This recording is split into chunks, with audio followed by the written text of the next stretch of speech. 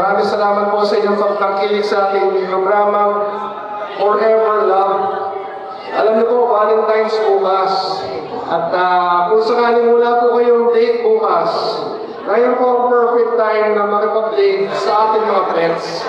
Dahil marami po tayong mga gagawin para sa ating mga mahal na mga dogs and cats dito po sa ating lungsod. So ito po ay ginagawa natin sa ating lungsod dahil naniniwala po tayo na kung paano natin mahalin ang ating mga pamilya, ay ganoon din po ang pagmamahal natin sa ating mga dogs and cats and other pets in our homes because they are part of our family. So I'm thankful that you are here. Please maximize all of the services for today. Hindi lang po ito today. This will be something regular. At base po sa nakikita kong dami dito ngayon, ay tinatangkilik po talaga ang rental program na ito. I also want to share with you that we are currently building our Macababang San Juan Animal Care Center. So we will now have our own animal care center. Hopefully by next year, tapos na po yan. At isang pet crematorium din po.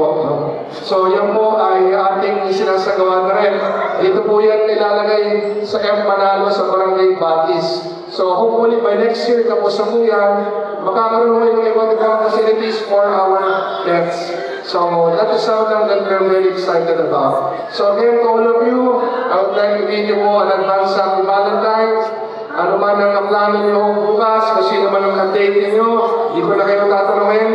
Ang importante po, ang ating mga pets, i-date natin today sa ating Forever Love Project. Maraming salamat, mabuhay po tayo.